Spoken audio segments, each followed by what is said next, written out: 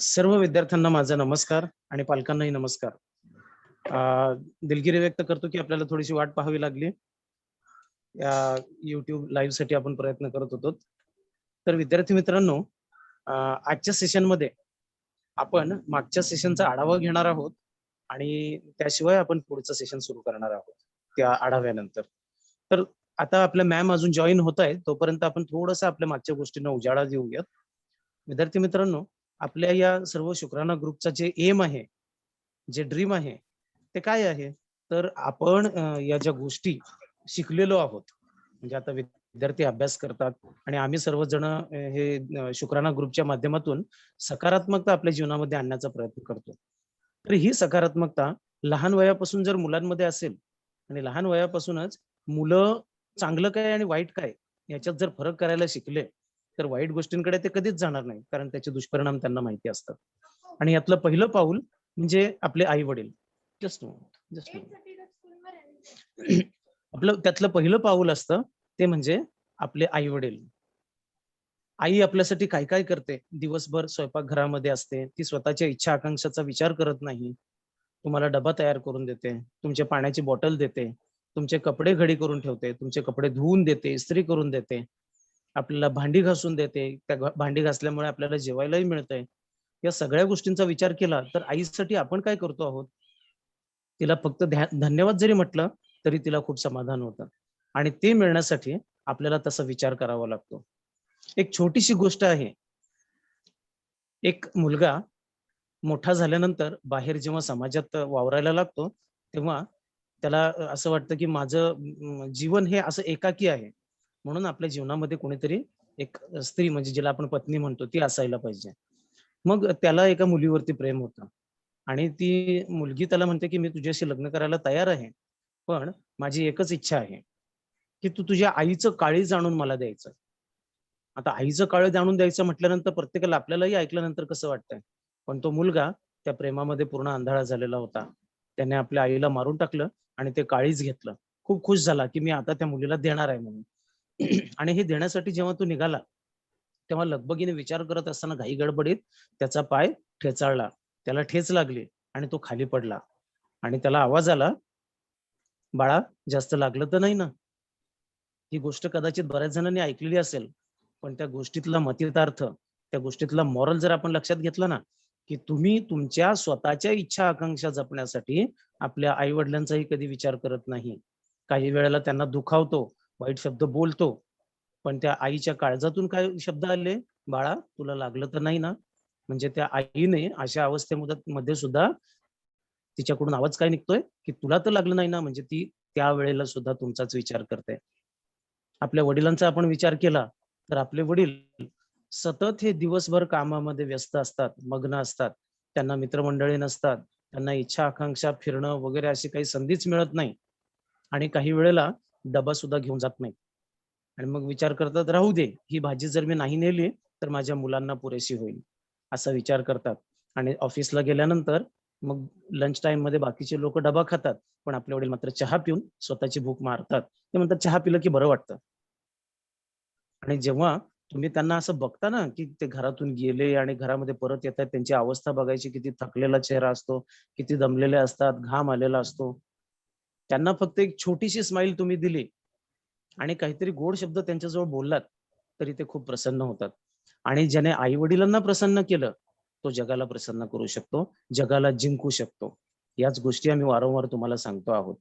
मी सुमन मॅमलाही विनंती करेन, की आपण ह्याच्यामध्ये थोडंसं ॲड करावं. Suman ma'am, a very warm welcome from all of us. Please take Thank you the so charge. much, sir. Good morning, all students and parents and teachers on this session. So, sir ने इतना सुंदर तरीके से, simple तरीके से बताया कि कैसे, वो जितना मैं समझ पाई कि उस लड़की ने कहा कि आप वो अपनी माँ का हार्ट मुझे निकाल के दे दो। अब हार्ट निकाल के मुझे दे दो मतलब आप इसको रियलिटी में समझिए। इसका मतलब क्या है कि मतलब उसको हम इतनी छोटी-छोटी चीज़ों से हम अपनी माँ को, अपनी मदर को दुःख पहुँचा देते हैं। हमको पता भी नहीं चलता है और इतनी ईज़िली हम दुःख देते हैं उनको। और हमें दुख, वो जब हम दुख देते हैं तभी भी हमें क्या मिलता है इन रिटर्न? हमें आशीष ही मिलती है, हमें ब्लेसिंग्स ही मिलता है। तो दो सिंपल चीज, जैसे सर ने कहा है कि मदर को अगर आप खुश रखेंगे, उनको आप थैंक यू कहेंगे, तो आपको दुनिया की हर चीज पॉसिबल है आपको मिलने के लिए। तो दो सिंपल चीज आप करिए। जब आप कभी भी बाहर जाइए तो हमेशा अपनी मदर से, अपनी पेरेंट्स से ब्लेसिंग्स लेके जाइए, उनको प्रणाम करिए, उनका पैर छू के फिर घर से निकलिए। तो वो एक कवच बन जाएगा आपके अराउंड में, और वो आपको हर नेगेटिव चीज से, हर मुसीबत से बचा के रखेगा। वो एक इतना स्ट्रॉन्ग कवच है, एक शेल्टर बन जाएगा कि आपको समझ में भी नहीं आएगा कैसे हर चीज से आप एकदम बच रहे हैं। और दूसरी चीज, बस रात को 5 मिनट, चाहे ओनली 5 मिनट्स, अपनी माँ के पास बैठिए और उनके पैर दबाइए। आपको इतना सुकून मिलेगा, इतनी आशीष मिलेगी। और ये ब्लेसिंग्स है जो हम भगवान से पूरा टाइम मांगते रहते हैं, कि आपको इस ब्लेसिंग्स के थ्रू दुनिया की हर एक इच्छा, हर एक काम आपका बहुत रॉकेट की स्पीड में से होने लग जाएगा। और आप सोचेंगे कि मैंने ऐसा डिफरेंट क्या किया जिसके कारण मैं इतना लाइफ में आगे बढ़ रहा हूँ और बाकी के लोग ऐसे फास्ट नहीं बढ़ रहे हैं। ये दो सिंपल चीजें जब आप करेंगे और महसूस करेंगे क्या डिफरेंस आपको फील हो रहा है। Thank you so much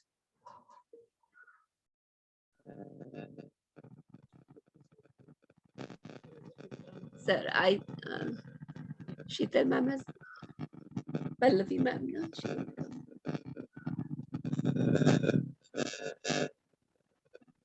let me just find out where is Pallavi ma'am.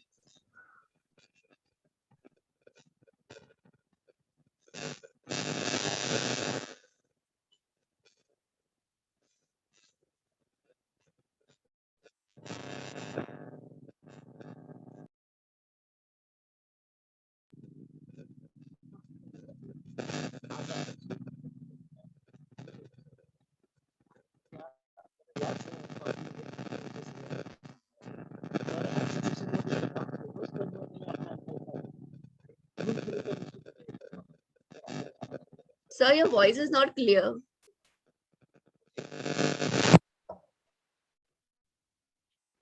Is it clear now?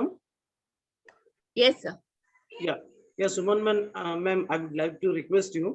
I want 5 minutes relief. So if you can handle this session, it will be better. Only 5 minutes. Yes, It's an but emergency. I just want, Pallavi ma'am has not come in as yet. So how will I make her the co-host? You just need, she's come in. You can make her, then you can leave. Yes. Ma'am is present here. Yeah.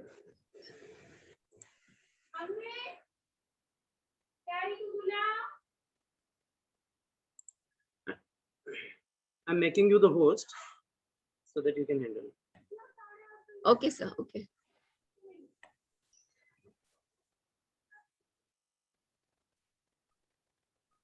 Yeah, ma'am, you can continue. Thank you. Okay.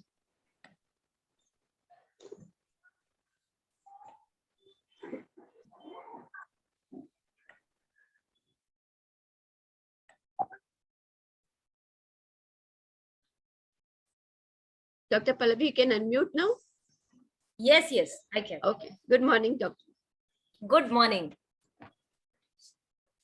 So, good morning everyone आणि good morning सर्व मुलांना.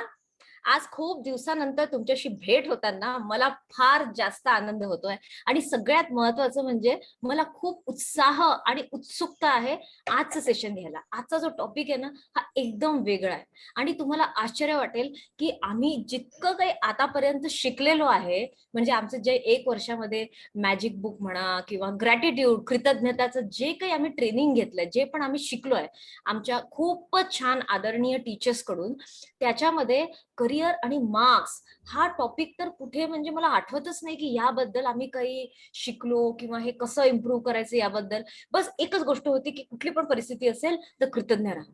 तर जेव्हा हा विषय माझ्यापर्यंत आला तर मी फार विचार केला की यावर काय बोललं जावं, आणि यावर काही मिळत नव्हतं ना, म्हणून माझी उत्सुकता तर शिगेला पोहोचली होती की येस, याच्यातच ना जादू होणार आहे. आणि जेव्हा तुम्हाला एखाद्या विषयाचं ना पूर्णपणे तुम्हाला कल्पना नसते की तुम्ही याला कसं समोर मुलांसमोर मांडणार आहे, तर उत्सुकता अगदी आभाळापर्यंत त्याच्या पलीकडे पोहोचून जाते. आज माझी स्थिती तशीच आहे. तर आज मग मी विचार केला काय करायला हवं. मग एकदम क्लिक झालं. मागच्या सेशनमध्ये तुम्हा मुलांनीच मला एक खूप छान हिंट दिली. मॅडम तुम्ही कशा डॉक्टर बनला हे सांगा. आणि तीच गोष्ट मला आठवली. एका विद्यार्थिनीने म्हटलेलं ते वाक्य की तुम्ही तुमचा प्रवास सांगा.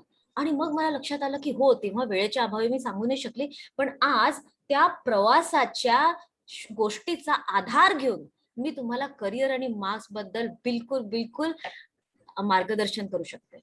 आता बघा, एक तुम्हाला या विषयावर ना मला फार असं, मी काही तुमची टीचर नाही आहे रोजची जी तुम्हाला मी सांगणार आहे की तुम्ही मार्क्स मिळवलेच पाहिजे, तुम्ही या विषयाचा अभ्यास केला पाहिजे, हे मी काहीच सांगणार नाही. तर आज आपण सुरुवात करणार आहे एका गोष्टीने. आता गोष्टीमध्ये 2 बहिणी आहेत, ठीक आहे. आता 2 बहिणींमध्ये ना तुम्हाला सांगू का, याच्यातलं रहस्य मी तुम्हाला आधीच सांगून देते. याच्यामधली जी लहान बहीण आहे ना, ती माझी लहान बहीण शिल्पा आहे. आणि हे एकदम रिअल लाईफ एक्झाम्पल आहे. आणि जी मोठी बहीण आहे ती मी आहे, ठीक आहे. तर आता एक तुम्हाला रूपरेषा बांधून घ्या तुम्ही. ही जी मोठी बहीण आहे म्हणजे मी, नेहमीच स्वतःच्या लाईफ मध्ये जेव्हापासून मला समज आली आहे ना, तेव्हापासून जे सत्यता आहे ते सांगते. याच्यामध्ये तुम्ही कुठेही दुसरं काही शेष मात्रही ऐकू नका. तुम्हाला एक सत्य सांगते. ज्याही माझ्या बाबांचा ट्रान्सफरेबल जॉब होता, ज्याही शाळेत मी गेली त्या शाळेतली मी नेहमी बेस्ट स्टुडंट होते, म्हणजे सर्वोत्तम विद्यार्थी. आणि देवाच्या कृपेने म्हणा किंवा निसर्गाचा आशीर्वाद होता की अक्षर भारी सुंदर. त्यामुळे माझे जे पेपर्स लिहिले जायचे ना, मराठीतले असो की इंग्लिश मधले असो, प्रत्येक परीक्षेनंतर नोटीस बोर्ड मध्ये लावल्या जायचे की आदर्श पेपर असा लिहावा, आदर्श पेपर असा लिहावा म्हणून सांगायचे. आणि माझ्याकडून फार अपेक्षा होत्या शाळेला की मी काहीतरी खूप वेगळं करणार आहे, किंवा मी 10वी मध्ये खूप मस्त मार्क आणणार आहे, मी 12वी मध्ये खूप मस्त मार्क आणणार आहे. आणि सगळे शिक्षक माझ्या आईबाबांना फोन करून म्हणायचे की तुमचा विचारही असेल ना शाळेतून बिलकुल काढू नका, कारण ही विद्यार्थिनी आमच्या शाळेला खूप वरच्या लेवलवर नेऊ शकते. तर नेहमी ती सवय होऊन गेली, being the best everywhere, being the best. 6वी असो, 7वी असो, 8वी असो, पहिला दुसरा तिसरा पैकी एक नंबर राहणारच. तिसऱ्याच्या वर कधी नंबर आलेला मला आठवत नाही. आणि तिसरा नंबर म्हणजे दॅट वॉज द सॅडेस्ट डे, की तो दुःखी दिवस असायचा की मला तिसरा नंबर आला, मी पहिली किंवा दुसरी नव्हती. हळूहळू जीवनामध्ये लक्षात यायला लागलं की हा नंबरचा फक्त खेळ आहे आणि ही फक्त स्पर्धा आहे. आणि आपण जेव्हा दुसऱ्यांची स्पर्धा करतो ना, तेव्हा आपण कधी आनंदी राहत नाही. स्पर्धा असली पाहिजे स्वतःच्याच कालचा जो परफॉर्मन्स होता किंवा कालचं जे मी काम केलेलं होतं ते मी कसं केलं, त्यापेक्षा माझा दर्जा उंचावला पाहिजे, असाच असला पाहिजे, अशी स्पर्धा असली पाहिजे आपली स्वतःसोबत. आता तुम्ही पाहाल, तुम्हाला वाटेल की बापरे मॅडम तुम्ही बेस्ट स्टुडंट होत्या, किंवा तुम्ही पेपर इतके सुंदर लिहायच्या, 10वी मध्ये अगदी मेरिट लिस्टला 2-3 मार्क कमी एवढे मार्क मिळालेले, हे सगळं तुम्ही आहात. पण आम्ही तर तशी नाही. आता मी तुम्हाला सांगते, मी काही ग्रेट नाही आणि मी ग्रेट नव्हती, हे याच्यासाठी मी काहीही प्रयत्न केला नाही. हा तुम्ही म्हणा तर निसर्गाचा आशीर्वाद होता आणि मी त्या आशीर्वादाला फक्त फॉलो केलं. आता माझी जी लहान बहीण शिल्पा, ती माझ्यापेक्षा पूर्णपणे अपोजिट, विरुद्ध म्हणजे एवढी बंड की रोज शाळेतली समजा कुठली कंप्लेंट म्हणजे तक्रार जर आली नाही आईकडे तरच आश्चर्य. आणि लहानपणी ना तिला कधीच अभ्यास करायची आवड नव्हती. इनफॅक्ट ती मला नेहमी म्हणायची मला अभ्यास करायला मुळीच आवडत नाही. आणि माझ्या आईबाबांना नेहमी वाटायचं हिनी नेहमी अभ्यास केला पाहिजे, शिल्पाने अभ्यास केला पाहिजे. आणि ती तर बिलकुल चंचल स्वभावाची, तिला खेळायला आवडायचं, बागडायला आवडायचं. सगळ्यात महत्वाचं म्हणजे इतकी बंड होती की कुणाच्या जर खोड्या नाही काढल्या तर तिला स्वस्थ बसायला नाही मिळायचं. नाही मला खोड्या काढायच्या म्हणजे कुणाला, इतकी नॉटी. नाही आम्हाला एक अभ्यासाचा टेबल मिळाला होता, तर मी समजा अभ्यास करते, 10 मिनिटं शिल्पा बाजूला न बोलता अभ्यास केला असेल तर शपथ, बिलकुल नाही. आज आपण हे करायचं का, आज तुला माहिती शाळेमध्ये काय झालं, ती मला असं म्हणाली, ती मला तसं म्हणाली. आणि मग ती मला सगळ्यांच्या तक्रारी सांगायची. आणि माझं काम काय होतं, मी तर मोठी बहीण होती, जबाबदारी, तू अभ्यास कर. पण तिच्या डोक्यात हे घुसेना. तिने लहानपणी पहिल्या वर्गापासून तर 6व्या वर्गापर्यंत कधीच अभ्यास केला नाही. कशी ती पास झाली तिचं तिला ठाऊक. आई बाबा माझे परेशान, ही तर पोरगी अभ्यासच करत नाही. आणि प्रश्न असा असायचा की तिला तर फक्त शाळेतून घरी आलं, दप्तर ठेवलं आणि चाललं आपलं खेळायला. आणि मग खेळायला गेल्यावर असं नाही होणार की घरी आली आनंदी आहे, नाही. घरी जर येईल तर तिच्यासोबत अजून 2-3 मुलं भांडायला येतील की कसं तिने यांना हरवलं किंवा तिने मारलं किंवा खोडी केली. शाळेमध्ये कुणाचा तरी टिफिन काय केला, कुणाची तरी वॉटर बॅग तोडली, रोजची कंप्लेंट. आता काय व्हायचं, तिला एकदा प्रश्न पडला आणि ती मला म्हणाली, तू एवढा अभ्यास का करते ग? मी म्हंटल, अगं आता मी पण लहानच होते. आता आपले आई बाबा म्हणतात आहे तर त्याच्यात काही असेल, त्यांना काही तथ्य असेल म्हणून करून घ्यायचं. तूही करून घे, म्हणजे तुला एवढी डांट पडणार नाही, तुला एवढं रागवणं पडणार नाही. पण ते तिच्या डोक्यात काही बसत नव्हतं. आता रोज दिवसातून 1000 वेळा अभ्यास कर कोणी म्हणत असेल आणि एखादा व्यक्ती करत नसेल, तर एक वेळ अशी येते जेव्हा त्यांना सगळं काही म्हणणं सगळे सोडून देतात. मग तिने एक एक्सपेरिमेंट केला की आता ना मी अभ्यास करणारच नाही, पाहू माझं काय होतं. तेव्हा ती 6व्या वर्गात होती. बरेच दिवस खेळायचं, टाइमपास करायचं, टाइम वेस्ट करायचं, हेच तिचं काम होतं. आणि खोडकर तर एवढी होती की समजा घरातून समजा शाळेतून घरी आली आणि घरातून बाहेर खेळायला पडली, त्यानंतर खेळून घरी आली. आता सुरुवातीला काय व्हायचं, आईला निमंत्रण यायचे, या बरं वहिनी, तुमच्या पहा शिल्पाने असं केलं, याला मारलं. मुलगा असो की मुलगी, त्याची पिटाई तर ती करणारच. आणि मग लक्षात आलं, जेव्हा कंप्लेंट होते आणि घरी आल्यावर तर मग आईचाही मार पडतो. अरे हे तर डबल लॉस आहे. मग तिने विचार केला, आपण ना सांगायलाच नाही पाहिजे काय आपण करतो. ती घरी जेव्हा जायची बाहेर खेळायला आणि खेळून जेव्हा घरी यायची ना, तर चुपचाप यायची आणि एखाद्या बाथरूम मध्ये, पलंगाच्या खाली, पेटीच्या मागे अशी लपून जायची. मग लोक यायचे, मग आई शोधायची तिला, अरे तिथं घरीच नाहीये. आणि मग ती खूप उशिरा बाहेर निघायची, जेव्हा आई सगळं विसरून गेलेली राहील आणि आईचा मार पडणार नाही. असंच जीवन चालू राहिलं. मग ती 7व्या वर्गात गेली. 7व्या वर्गामध्ये काय झालं, ती बंड असल्यामुळे तिला तर मागच्या बेंचवर बसायला आवडायचं.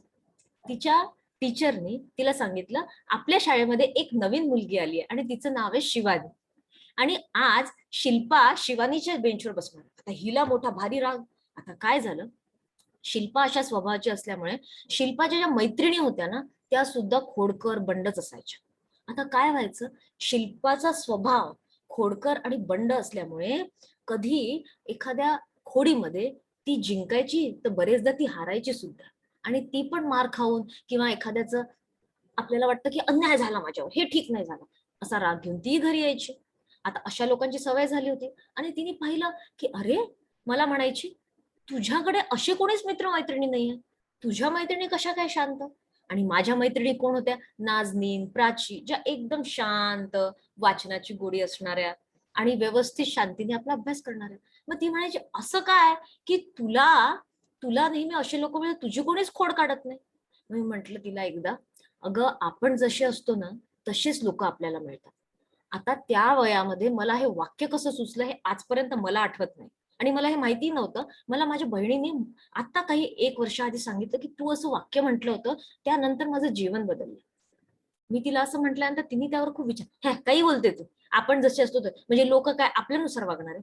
मग मी तिला म्हटलं, अगं नाही, पण असं असतं मला वाटतं, बघ ना, तुझ्या मैत्रिणी तुझ्यासारख्या आहे, माझ्या मैत्रिणी माझ्यासारख्या आहे. तरी तिला काही पटलं नाही. आणि मग काय झालं की जेव्हा शिवानी तिच्या बेंचवर बसली, मग तिने पाहिलं की शिवानीचा स्वभाव खूप शांत आहे. शिवानी रोज लिहिते, जेव्हा मॅडम सांगतात आहे ती लिहिते, जेव्हा मॅडम शिकवतात आहे ती लक्ष देते. शिल्पाने असं कधी पाहिलंच नाही, कारण जेव्हा मॅडम शिकवायचं तर शिल्पा काय करायची, वहीचे पानं फाडून त्याचं विमान बनवायची. मॅडमचं लक्ष नसताना ते विमान वर्गाच्या मित्रमैत्रिणींच्या अंगावर टाकायची. मॅडमचं लक्ष नाही तेव्हा खडूचा तुकडा समोरच्या व्यक्तीच्या अंगावर टाकायची. मॅडमचं लक्ष नाही तेव्हा समोरच्या बेंचवर जो पण मुलगा किंवा मुलगी बसली आहे त्याची केस ओढायची आणि मग सांगायची, मी हे केलंच नाही. शिल्पाला असे जगण्याची सवय. आता शिवानी तर भारी एकदम अभ्यासू मुलगी आणि एकदम शांत स्वभाव, चेहरा पण शांत आणि अक्षर फार सुंदर. आता तिला तिच्यासोबत खूप बोर व्हायला लागलं, ही अशी कशी काय मला बेंचवर मिळाली अशी, मॅडम मला हिच्यासोबत नाही बसायचं. मॅडम म्हणाली, नाही, ही नवीन मुलगी आहे. आणि मॅडमला लक्षात आलं होतं की शिल्पाला तर कोणी कंट्रोल करू शकत नाही, हिला एखाद्या शांत मुलीजवळ बसवून द्या. आणि आता हिची हिच्याशी ओळख नव्हती, त्याच्यामुळे हिलाही वाटायचं की हिला असं नको वाटायला ना, मी बंड आहे म्हणून. ती आपला चांगला चांगला स्वभाव दाखवायला लागली. हळूहळू काय झालं, हिला लक्षात आलं की शिवानी रोज रोज लिहिते. तिने शिवानीला विचारलं, तू का लिहिते, चल ना आपण काही मस्ती करू. ती म्हणाली, अगं आपण शाळेत का येतो, आपण शाळेत येतोच का, मस्त्या तर आपण घरी करू शकतो ना. आपण शाळेत तर जेव्हा मॅडम शिकवतात, टीचर शिकवतात, तेव्हा जेव्हा आपण लिहितो ना तर मला ते समजतं, आणि जेव्हा मला समजतं तर मला चांगलं वाटतं. आणि जेव्हा मग परीक्षा जवळ येते ना तेव्हा मला वाटत नाही की मी हे केलं नाही, मी ते केलं नाही, तर मला स्वतःबद्दल छान वाटतं, रिलॅक्स्ड वाटतं. आणि बघ ना हे किती इंटरेस्टिंग आहे मॅडम जे सांगतात आहे. आपला पाण्याचा बर्फ का होतो किंवा पाण्याची वाफ का होते हे आपण जर बसलं तर आपल्याला कळणारच नाही, पण शाळेत आल्याने आपल्याला हे समजतं. नाही तर घरी आपल्याला आईबाबांकडे कुठे वेळ आहे या प्रश्नांची उत्तर द्यायला. शिल्पाच्या डोक्यामध्ये एक बल्ब लागला. अरे हो यार, हा तर आपण विचारच नाही केला. आणि शिल्पाला ना तशी निसर्ग म्हणजे झाडं, पानं, फुलं यांच्यामध्ये जाऊन प्रश्न विचारायची फार सवय होती. मग झाड कसं वाढतं हे कसं आपल्याला समजतं का, नाही. मग ती पाहायची शिवानीला, शिवानी अक्षर खूप हळुवारपणे सुंदर लिहायची. आणि शिल्पाचं अक्षर कसं किडे मकोडे चालतात आहे, कधी शिल्पाची वही कोणी वाचू नाही शकत. आणि मग शिल्पाने विचार केला की जर शिवानी करू शकते तर मी का नाही. कारण शिल्पाला काय वाटायचं, जे खोडकर असतात, जे बंड असतात ते हुशार असतात, आणि जे शांत असतात ते बुद्धू असतात. तिला वाटलं ही बुद्धू मुलगी जर इतकं सुंदर लिहू शकते तर मी का नाही. मग तिने विचार केला, चला आपण पण प्रयत्न करूया. आणि मग तिने हळूहळू प्रयत्न केला, प्रयत्न सुरू केला. जेव्हा तिने प्रयत्न सुरू केला की टीचर काय शिकवता याच्याकडे लक्ष देणे, किंवा लिहून पाहणे की आता माझं अक्षर कसं सुंदर येत आहे. तिचं अक्षर सुरुवातीला सुंदर बिलकुल आलं. इनफॅक्ट ती 7व्या वर्गात गेली होती, आणि 7व्या वर्गामध्ये अक्षर सुधरवणं थोडं कठीण असतं म्हणतात. आणि मग तिने हळूहळू हळूहळू प्रयत्न करायला लागली. आणि मग काय झालं की 2 वर्ष, जेव्हा ती 9वी मध्ये आली, जेव्हा ती 9वी मध्ये आली तर ती ऑलरेडी वर्गामधल्या पहिल्या 5 मुलांपैकी एक होती. रिक्षा हे कसा काय बदल झाला, ही तर जादू झाली. 7वीचा रिझल्ट लागला तेव्हाच जादू वाटायला लागली. हळूहळू शिल्पाचा स्वभाव बदलायला लागला, आणि शिल्पाला शिवानी सोबतच बसायला आवडायला लागलं. आणि मग शिल्पाने टीचरला रिक्वेस्ट केली की तिला शिवानी सोबतच बसवलं पाहिजे. मग जेव्हा शाळेत गेली आणि आईला समजलं की अरे खूप दिवस झाले आपल्याला शाळेमधून कंप्लेंटसाठी तर बोलवणंच आलेलं नाहीये, काय म्हणजे शिल्पाचं बरोबर तर सुरू आहे ना. म्हणून आई टीचरशी भेटायला गेली. तर टीचर म्हणाले, अरे आजकाल ना ह्या शिल्पामध्ये खूप बदल आहे, तुमच्या घरी कोणी आलाय का पाहुणे. नाही, तुम्ही घरी छान समजवलेलं दिसतं. आई म्हणाली, नाही आम्ही तर रोजच समजवतो, दिवसातून हजारदा. मग असा बदल कसा काय झाला. काही कळलंच नाही कसा बदल झाला ते, कारण शिवानीची जादू फक्त शिल्पाला माहित होती ना, बाकी कुणालाच नाही. आणि मग हळूहळू काय झालं, शिल्पाचं अक्षर सुधारायला लागलं. शिल्पाला हळूहळू तिच्या प्रश्नांची उत्तरं मिळायला लागली की झाडं जे आहे त्यांना पाणीच का टाकावं लागतं, आपण जसं जेवण करतो तसं झाडांना जेवण का नाही द्यायचं. मग लक्षात आलं की फोटोसिंथेसिसची जी प्रक्रिया आहे त्याने झाडं स्वतःचं जेवण स्वतः बनवतात, त्यांच्यामध्ये ती पॉवर आहे. आणि मग स्वतःचं जेवण ते स्वतः बनवतात आणि स्वतःला लागलेली फळं फुलं हे पण आपल्याला देतात. अरे वा. अशा हळूहळू जेव्हा प्रश्नांची उत्तर मिळायला लागली तर तिला सायन्स म्हणजे विज्ञानामध्ये रुची वाढायला लागली. जशी विज्ञानामध्ये रुची वाढायला लागली, मी तिच्यापेक्षा 1.5 ते 2.5 वर्षांनी मोठी आहे, पण माझा 1 वर्ष मी समोर, म्हणजे जर मी 10वीत आहे तर ती 9वीत. आणि मग जेव्हा तिने पाहिलं की हिचा 10वीचा रिझल्ट इतके छान मार्क मिळाले हिला, तिला एक प्रेरणा मिळाली.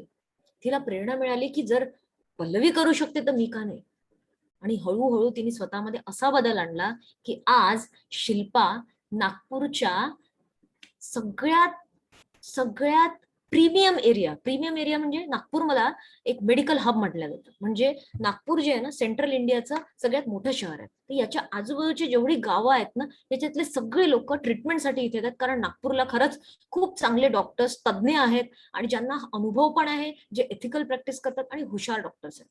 तर एक दवाखाना ओळ म्हणून अशी आहे हॉस्पिटलचं, पूर्ण त्या एरियामध्ये फक्त हॉस्पिटल्स आहे. तो एक साधारणतः 1 किलोमीटरचा एरिया आहे. तिथे तुम्ही जे म्हणाल ना त्या हॉस्पिटल आहे. त्या एरियाचं नाव आहे धंतोली रामदासकर. इतक्या प्रीमियम एरियामध्ये आज शिल्पाचा स्वतःचा दवाखाना आहे. आता बघा, कुठली मी तुम्हाला जी विद्यार्थिनी सांगितली ती कदाचित नॉर्मली तुम्ही पण तुमच्या आजूबाजूला पाहिलं असेल किंवा तुम्ही स्वतः असेल. तर यातून आपल्याला हे दिसतं की बदल जो आहे ना आपल्यामध्ये, शिल्पामध्ये चेंज का आला. शिल्पाला तिच्या घरच्यांनी किंवा बाहेरच्यांनी किंवा शिक्षकांनी हजारदा म्हटलं अभ्यास केल्याने तुझं भलं होईल, तुम्ही पण ऐकता, पण बदल होतो का, नाही होत. आपल्याला जेव्हा कोणी हजारदा सांगताना उलट आपल्याला ते करायची इच्छा होत नाही. Change occurs from within. जो बदल आहे तो आतून होतो. बदल आतून होतो. समजा एखाद्या पक्ष्याचं अंड आहे, त्याला तुम्ही बाहेरून फोडलं, काय होईल? तुम्हाला काहीच दिसणार नाही. पण जर तुम्ही त्याला बाहेरून नाही फोडलं तर त्या पक्ष्याच्या अंड्याच्या आतून जे पिल्लू निर्माण होतं ते स्वतः अंडा फोडून बाहेर येतं. याचा अर्थ जो बदल आहे किंवा जो ब्रेक आहे तो आतून यायला पाहिजे. जेव्हा आपण म्हणतो की मला आई बाबांनी म्हटलं तर मी अभ्यास करेन, शिक्षकांनी म्हटलं तर अभ्यास करेन, किंवा यांनी म्हटलं म्हणून मी हे करतोय, तर ती आपली खरी आवड नाहीये.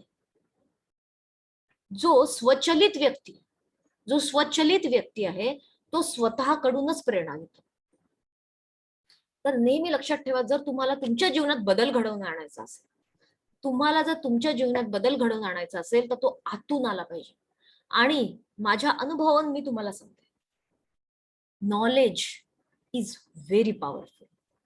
ज्ञानाचा प्रकाश जो आहे पूर्ण जगाला प्रकाशमान करतो.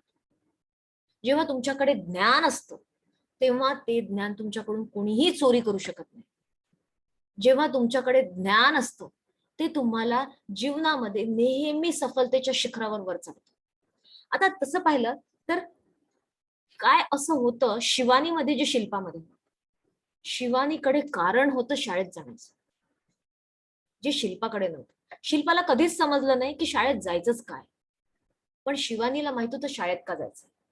तर तुम्हाला काय वाटतं, शाळेत का जातो आपण?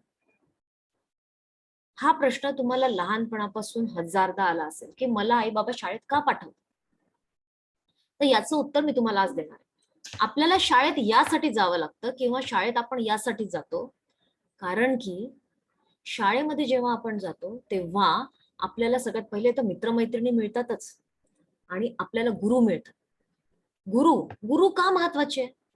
कारण आपल्या मनामध्ये जे प्रश्न निर्माण होतात की हे झाड मोठं का होतं, या बीचं झाड कसं बनलं, आपल्या घरी गहू तांदूळ आला कुठे, आपल्याला वरण भात कसा खायला मिळतो, आपल्याकडे पोळी कशी बनली, किंवा आपल्याकडे जी भाजी आहे ही कुठून आली, किंवा मग हा फ्रीज कसा काम करतो, टीव्हीवर दुसऱ्या कुठल्या तरी ठिकाणी बसलेला व्यक्ती कसा काय दिसतो, किंवा आपण कसे काय बनलोय, आपण या जगात कसे आलो, पंखा कसा चालतो.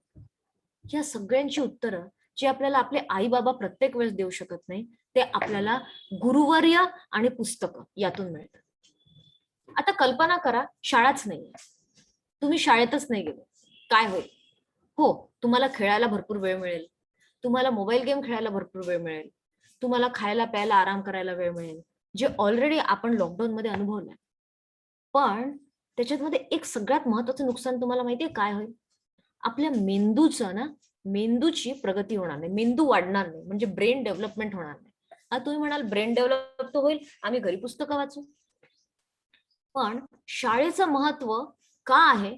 जेव्हा आपण शाळेत जातो आणि शिक्षक समोर शिकवतो, शाळेमध्ये आपण बसतो तर आपल्यासोबत आपल्या वयाची मुलं असतात, तिथे आपले आई बाबा बहीण भाऊ नसतात.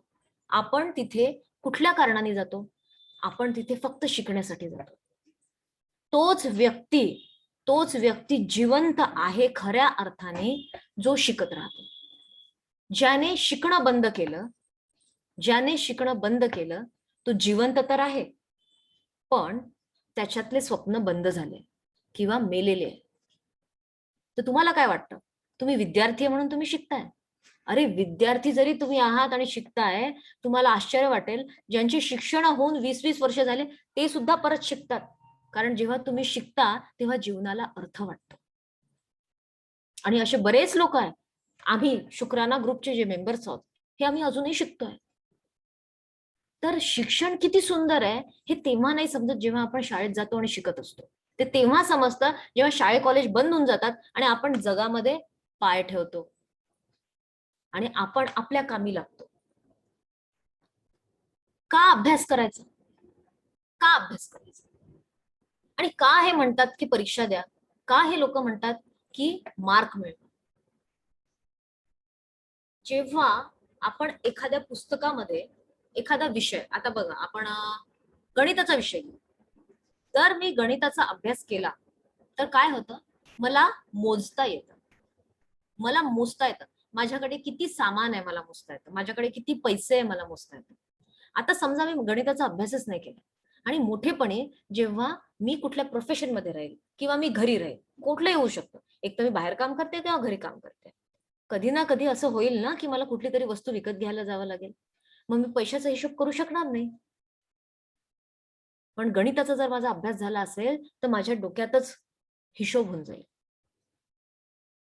दुसरं विज्ञान शास्त्र, विज्ञानाचा जर अभ्यास मी केला नाही तर मला हेच नाही समजणार की घर कसं बांधलं जातं, सिमेंट आणि पाणी मिक्स केलं तर काय होतं, किंवा आपल्याला जी हवा मिळते त्याच्यामध्ये ऑक्सिजन कसा काय आहे, किंवा एखाद्या प्रयोगशाळेमध्ये एखादा वायू कसा तयार होतो, पाणी कसं बनतं, पाण्यात काय आहे, किंवा आपल्याला इन्फेक्शन होतात ते जीवाणू किंवा विषाणू म्हणजे आहेत काय, आपली तब्येत कशी बरी होते, आपण कसे मोठे होतो, छोटस कुत्र्याचं पिल्लू कसं मोठं होतं, छोटस झाड कसं मोठं होतं, हे मला समजेल का? हे आकाश जे दिसतं या आकाशच्या पलीकडे काय आहे? काय या आकाशामध्ये फक्त आपणच आहोत का प्राणी जे दिसतोय, की अजून पण काही ग्रह आहेत जे आपल्याला माहित नाही? या सगळ्या प्रश्नांची उत्तरं तुम्हाला फक्त विज्ञानाचं पुस्तक देऊ शकतं, अजून कोणीच नाही.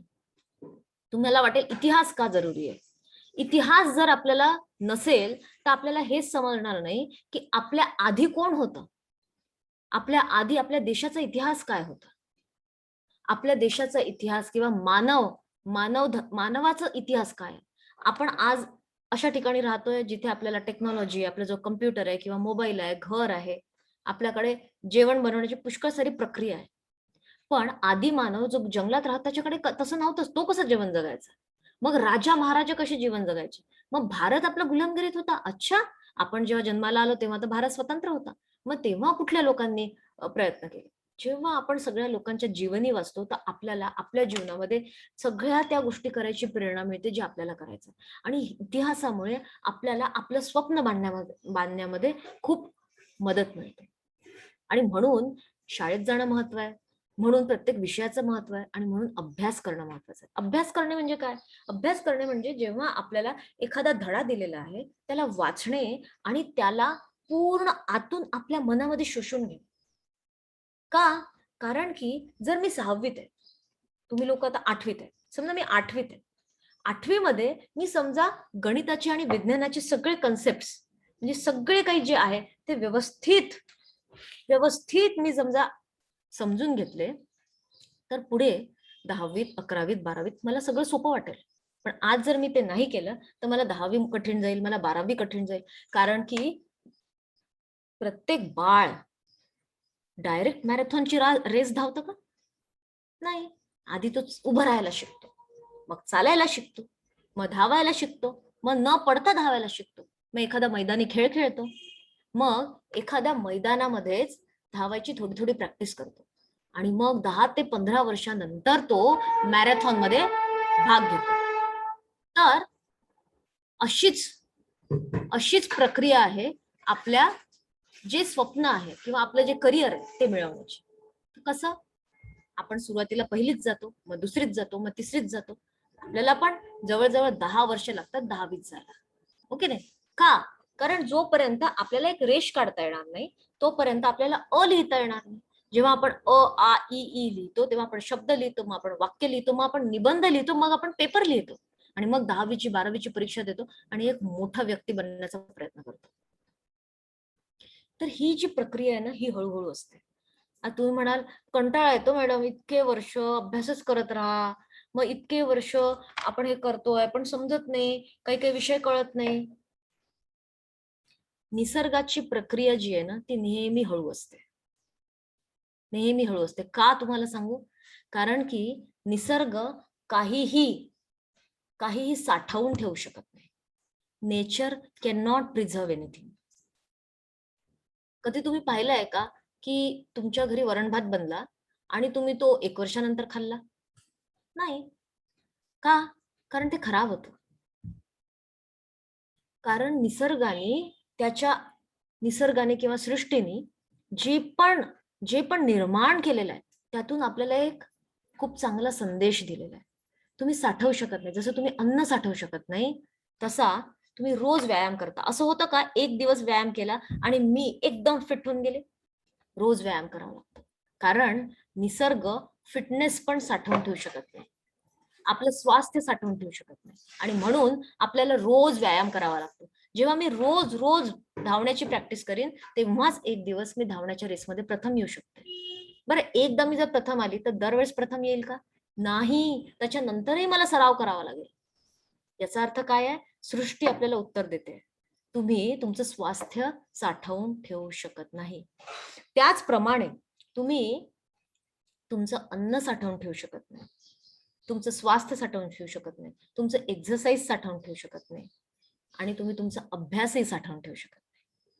आज जर मी अभ्यास केला तर उद्या अभ्यास करायची गरज काय आहे? माझा तर अभ्यास झालाय. There is always more to learn. जितका तुम्ही अभ्यास कराल ना एखाद्या विषयाचा, त्याच्या आतमध्ये अजून आहे. बस तुम्हाला रुची असायला पाहिजे, आणि जेव्हा तुमची रुची जागृत होते तेव्हा तुम्हाला अजून त्याला जाणून घ्यायची इच्छा होते.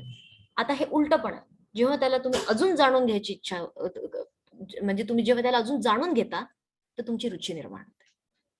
आता मला सांगा की एखादा तुमचा मित्र आहे, एखादा जो मित्र आहे एकाच दिवसामध्ये तुम्ही तो बेस्ट फ्रेंड होऊन जातो का? नाही. हळूहळू तुम्ही काय करता? पाहता, त्याच्यावर विश्वास टाकू शकतो का? तुम्ही तुमच्या मनातले गुपित त्याला सांगू शकता का? मग तुम्ही पाहता त्याची विचार करायची पद्धत कशी आहे, बोलायची पद्धत कशी आहे, तो तुम्हाला किती सन्मानाने आणि मैत्रीने बघतो, आणि मग तुम्ही विचार करता की ही व्यक्ती माझी मित्र बनू शकेल का, मैत्रीण बनू शकेल का? तसंच विषयांचं असतं. आपल्याला विषयांना जाणून घ्यावं लागतं, आणि मग हळूहळू मग आपल्याला समजतं की हा विषय माझ्या आवडीचा आहे की नाही. आणि जर तुम्ही त्याला समजण्याचा प्रयत्न केला तो विषय आवडीचा जरूर बनेल.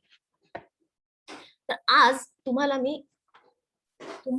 समजा चांगले मार्क्स मिळवायचे. आता चांगले मार्क्स का मिळवायचे हे आपण बोललो. ह्याच्यासाठी मिळवायचे, ह्याच्यासाठी नाही की आपल्याला मार्क मिळाले पाहिजे, पहिला नंबर आला पाहिजे, मग टीचर्स आणि आई बाबा आपल्याला छान म्हणतील, याच्यासाठी नाही.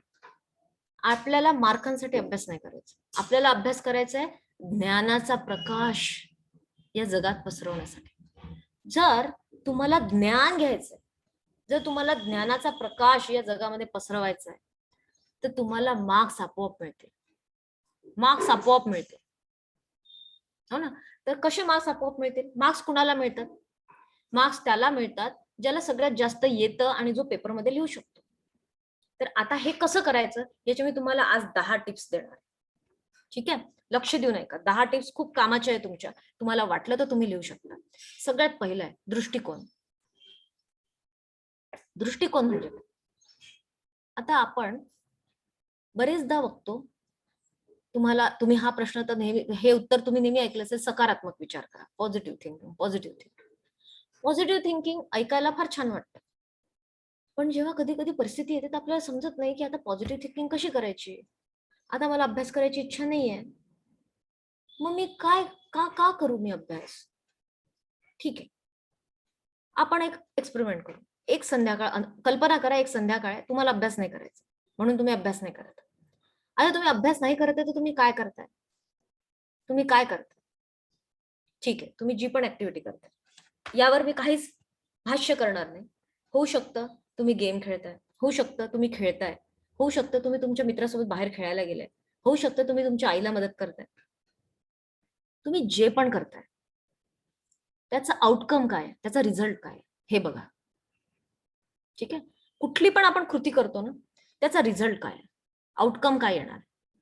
होऊ शकतं तुम्ही चांगली कृती करताय, आणि होऊ शकतं तुम्ही चांगली कृती करताय असं तुम्हाला वाटतं पण तुमच्या आईवडिलांना वाटत नाही. त्याचा आउटकम काय आहे, आणि ते आउटकम आजपासून 5 वर्षांनी माझ्या जीवनाला बदलवणार आहे का, हा प्रत्येक वेळ स्वतःला प्रश्न विचारायचा. तेव्हाच तुम्ही सकारात्मक दृष्टिकोनामध्ये येऊ शकता. आता सकारात्मक दृष्टिकोन म्हणजे काय? सकारात्मक दृष्टिकोन म्हणजे पॉझिटिव्ह ऍटिट्यूड, माइंडसेट काय आहे?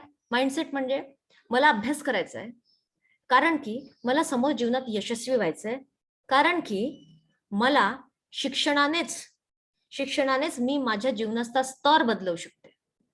शिक्षणाशिवाय माझ्याजवळ दुसरा पर्याय नाही.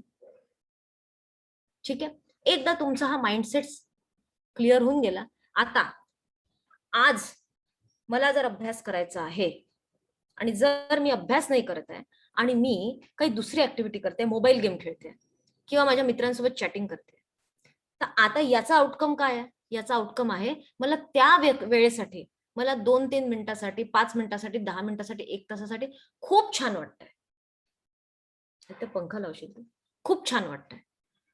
आता मला छान तर वाटतंय, पण आजपासून 5 वर्षानंतर ह्या मोबाईल गेम मध्ये मी जिंकले, तरी आजपासून 5 वर्षानंतर या मोबाईल गेमची जी विक्ट्री आहे, याने माझं जीवन बदलणार आहे का? हा प्रश्न स्वतःला विचार. बदलणार आहे? कसं बदलणार आहे? नाही बदलणार, कारण तुमच्या गेम मध्ये तुम्ही किती पण लेवल्स क्रॉस केल्या, लेवल 1, लेवल 2, लेवल 3, तरी पण हे जगाला कुणाला लक्षात राहणार नाही आणि तुम्हाला पण लक्षात राहणार नाही. तर मग जर असं आहे, तर मग मी एखादं पुस्तक वाचून घेते. समजा मी पुस्तक वाचलं आणि त्याच्यातलं मला जर ज्ञान मिळालं, कोणतं पुस्तक वाचते मी? होऊ शकतं मी एक असं पुस्तक वाचते ज्याच्यामध्ये एक गोष्ट आहे, ती गोष्ट जी आहे ती मला खूप चांगली भावना देत नाही, इनफॅक्ट मला भीती वाटते. आता ही गोष्ट वाचून 5 वर्षांनंतर माझ्या जीवनात काही बदल होणार आहे? नाही होणार आहे. पण त्या वेळेसाठी मी भीतीमध्ये जाते किंवा त्या वेळेसाठी मला तिथून बोध घेण्यासारखं काही नाही. आता समजा मी एक असं पुस्तक वाचते ज्याने मला स्वतःमध्ये कसा बदल आणायचा, मी स्वतः कसा एक चांगला व्यक्ती बनू शकते, ही जर शिकवण मिळते, तर हे पुस्तक ना मला आजपासून 5 वर्षानंतर चांगला रिझल्ट देणार आहे. कारण आज मी चांगली व्यक्ती बनली, तर आजपासून 5 वर्षानंतर मी यापेक्षा पण चांगली व्यक्ती बनू शकते. समजा मी माझा विज्ञानाचं पुस्तक वाचते, तर आज जर माझे विज्ञानाचे कन्सेप्ट क्लिअर झाले, तर आजपासून 5 वर्षानंतर जेव्हा मी 12वीत राहील, तेव्हा मला 12वीचं विज्ञान सोपं जाईल. तर प्रत्येक वेळेस तुम्हाला जर अभ्यासाला सोडून दुसरं काही करायची इच्छा होते, तर विचारा की आजपासून 5 वर्षानंतर मला त्याचा काय फायदा होणार, माझ्या जीवनात काही परिवर्तन होणार आहे का? दुसरा पॉइंट, कंपनी म्हणजे आपल्या सोबत असणारे सवंगडी म्हणजे आपले सहयोगी, आपल्या वर्गात असणारे आपले मित्र आणि मैत्रिणी.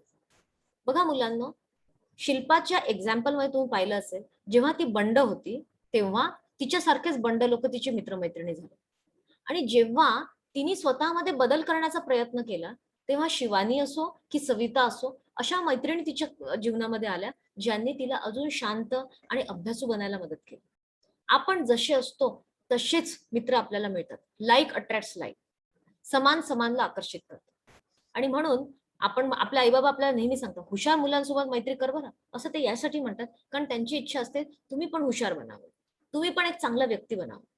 मग मला सांगा की जर आपण हुशार मुलांसोबत किंवा चांगल्या मुलांसोबत मैत्री केली पाहिजे, तर समानला आकर्षित करत असेल, तर आपणच ती हुशार आणि चांगली व्यक्ती बनलं तर, म्हणजे आपणच जर हुशार आणि चांगला व्यक्ती बनलो, जो मदतशीर आहे, शांत आहे आणि अभ्यासामध्ये पण रुची ठेवतो, तर आपल्याला असेच लोक मिळतील. आणि हे सगळे जे लोक आपल्यासारखे आपल्याला मिळतात ना, हे आपल्याला यश मिळवून देण्यात खूप खूप मोलाचा सहभाग देतात. म्हणून आपल्यासोबत आपण कुणासोबत राहतो हे खूप महत्वाचं.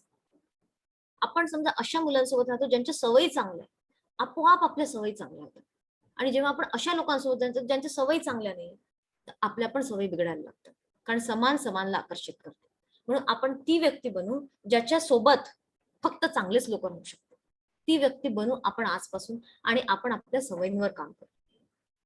तिसरा पॉइंट, कन्सिस्टन्सीचा अर्थ आहे सातत्याने, चिकाटीने एकच काम रोज करणे. सातत्याने, चिकाटीने रोज एकच काम करणे. समजा मी विचार केला की आज मी 1 तास अभ्यास केलाय, आता मला पुढच्या बुधवारपर्यंत अभ्यास करण्याची काहीच गरज नाहीये. जी पण टेस्ट आणि एक्झाम आहे त्याच्यात तर मी मस्त मार्क मिळवणार. इथेच तुम्ही चुकताय. जसं आपण बोललो, निसर्ग आणि सृष्टी काहीही साठवून ठेवू शकत नाही, तसंच निसर्ग आणि सृष्टी म्हणते तुम्हाला किती पण ज्ञान असेल तरी तुम्हाला अजून जगामध्ये इतका ज्ञानाचा समुद्र आहे की अजून ज्ञान घेत राहा. याचा अर्थ रोज 1 तास अभ्यास करा. कमीत कमी 1 तास जर तुम्ही रोज मन लावून अभ्यास केला तर तेच तुमचं सातत्याने चिकाटीने करणारं कार्य आहे, जे तुम्हाला इतका मोठा रिझल्ट मिळवून देऊ शकतो ज्याची तुम्हाला कल्पना नाही. मी खूप हुशार व्यक्ती नाहीये आणि लहानपणी जे मी तुम्हाला सांगितलं, मी सर्वोत्तम विद्यार्थिनी किंवा सर्वोत्तम पेपर लिहिणारी व्यक्ती होती, कारण मी रोज लिहिलं आणि रोज लिहिल्यामुळे माझं अक्षर छान झालं. रोज लिहिलं, रोज अभ्यास केला म्हणून मला लक्षात राहील. I was not born intelligent, but जेव्हा तुम्ही रोज एकच काम सातत्याने करता तर तुमची बुद्धी वाढते, तुमची ग्रहण शक्ती वाढते, तुमची स्मरण शक्ती वाढते. तर जेव्हा तुम्ही कन्सिस्टंटली रोज चिकाटीने सातत्याने एकच काम करता, तुम्हाला माहितीच नाहीये की आज 3 वर्षानंतर हा तुमचा इतका मोठा साठा बनून जाईल आणि तुम्हाला हा इतका अमेझिंग यशस्वी रिझल्ट देईल की तुम्हाला विश्वास बसणार नाही की तुम्ही इथपर्यंत पोहोचू शकता. पण ह्याच्यासाठी सातत्याने चिकाटीने काम करणं खूप इम्पॉर्टंट आहे. 4th पॉइंट आहे गोल सेटिंग. गोल सेटिंगचा अर्थ आपलं स्वप्न ओळखा. आपण मागच्या सेशनमध्ये ड्रीम्स अँड डिझायर्स मध्ये आपण हे बोललो होतो. तुमचं स्वप्न तुम्हाला ओळखायला पाहिजे.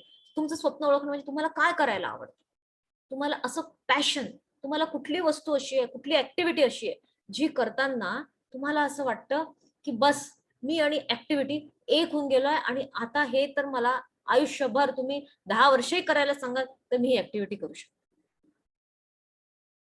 तर आपण आपलं स्वप्न, हे माझं स्वप्न का आहे, वाय, जेव्हा ओळखतो आणि आपल्याला माहितीये, समजा फॉर एक्झाम्पल खूप लहानपणी मी विचार केला होता की मी डॉक्टर बनेन. आता मी डॉक्टर बनेन हे माझं 7वी मध्ये ठरलं होतं. डॉक्टर मी बनली 21व्या वर्षी आणि 7वीत मी होती 12 वर्षाची. म्हणजे 9 वर्ष काय मी वाट पाहणार होती मी डॉक्टर कधी बनेन, नाही. आता माझं गोल मला 9 वर्षानंतर मिळणार होतं, पण मला भविष्य माहित नव्हतं की मी होणार आहे की नाही.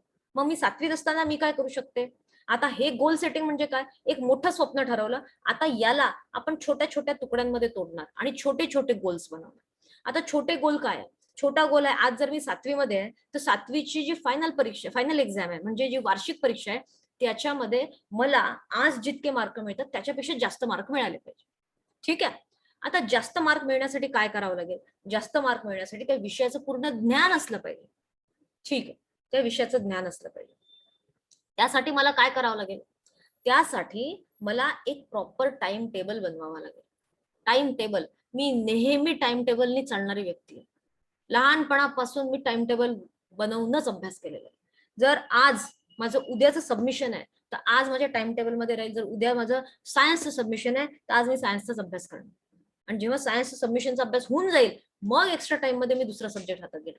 जर माझी वार्षिक परीक्षा, माझी फायनल एक्झाम समजा 25 ऑक्टोबर पासून सुरू होते, तर आजपासून 11 ऑक्टोबर ते 25 ऑक्टोबर मध्ये किती दिवस आहे, अच्छा 14 दिवस आहे. 14 दिवसांमध्ये माझा जो किती विषय आहे, 5 विषय आहे. तर अप्रॉक्सिमेटली म्हणजे अंदाजे 3 दिवस एका विषयाला. आणि मग मी काय करायची, पहिला पेपर जो आहे, समजा पहिला पेपर इंग्लिश आहे तर मग टाइम टेबल उलट्या बनवायचा. समजा शेवटचा पेपर मॅथमॅटिक्स आहे, म्हणजे गणित आहे, तर गणिताचा अभ्यास सुरुवातीला सुरू करायचा. 3 दिवस गणित झालंच पाहिजे. आता जर 3 दिवसामध्ये गणित करायचं आहे तर गणितामध्ये किती चॅप्टर्स आहेत, 5 चॅप्टर्स आहेत. 5 चॅप्टर्स आहे आणि 3 दिवस आहे, याचा अर्थ एका दिवसामध्ये 2 चॅप्टर झाले पाहिजे. एका दिवसामध्ये 2 चॅप्टर म्हणजे 2 धडे झाले पाहिजे. आजचा दिवस आहे, आज मी 2 धडे पूर्ण करणारच. तर बघा, मोठं स्वप्न जे आहे ते 9 वर्षानंतर आहे, पण त्याला जेव्हा आपण छोट्या छोट्या गोल्स मध्ये तोडतो तर मला आजचं स्वप्न मिळून गेलंय, आजचं गोल मिळून गेलं. आता जेव्हा मला माहितीये का मला मॅथमॅटिक्स म्हणजे गणिताचं मला आता का करायचं, कारण जर मला 7वीत चांगले मार्क मिळाले तर मी डॉक्टर बनण्याच्या लायक होईल, म्हणजे माझं मोठं स्वप्न मिळण्यासाठी माझा मार्ग सोपा होईल. म्हणून मी आज गणिताचा अभ्यास करणार. तर हे का करायचंय त्याचं उत्तर तुमच्याकडे तयार पाहिजे. तर आज माझे 2 चॅप्टर झालेच पाहिजे. जर आज मला 2 करायचे चॅप्टर्स, धडे करायचे तर आज माझ्या जीवनातले जेवढे डिस्ट्रॅक्शन्स आहेत ते मला बंद करावे लागतील, कारण 2 धडे फार मोठे आहेत आणि ते समजून घ्यायला, त्याची पूर्ण प्रात्यक्षिक करायला मला वेळ लागेल. मग मी काय करणार, मग हे मोबाईल गेम घेऊन मला 5 वर्षानंतर काही फायदा होणार आहे, नाही, त्याला डिलीट करा बाजूला. अच्छा, हे काही कुठलं काम आहे, सगळ्यात आधी अभ्यास. जोपर्यंत माझे 2 चॅप्टर संपत नाही तोपर्यंत आज मी माझ्या टेबलवरून उठणार नाही आणि दुसरं कुठलंही काम करणार नाही. मग चाहे माझ्या मित्रमैत्रिणीचा फोन येऊ, चाहे माझा जो मोबाईल आहे आणि मला जर वाटलं की आता याच्यावर चॅटिंग केली पाहिजे, आता मी ब्रेक घेतला पाहिजे, 1 तास खूप अभ्यास केला, नाही, मी माझं जे ध्येय आहे त्याला आपल्या डोळ्यासमोर ठेवणार. माझं ध्येय आहे आज मॅथमॅटिक्सचे गणिताचे 2 झालेच पाहिजे. आणि मला एक सांगा, जेव्हा मी हे ध्येय बनवते तर हे मला माझ्या आई वडिलांना किंवा शिक्षकांना दाखवायची गरज नाहीये. माझी जी अंतरात्मा आहे तिला माहितीये की मी स्वतःसोबत किती प्रामाणिक आहे आणि किती नाही. जर आज मी 2 धडे केले तर उद्या माझ्या गणिताचे अजून 2 धडे होतील आणि परवा जेव्हा शेवटचा दिवस राहील त्या दिवशी माझा 1 धडा आणि आतापर्यंतची पूर्ण रिव्हिजन पण होईल. असं गोल सेटिंग आणि टाइम टेबल बनवूनच तुम्ही जीवनात समोर जाऊ शकता.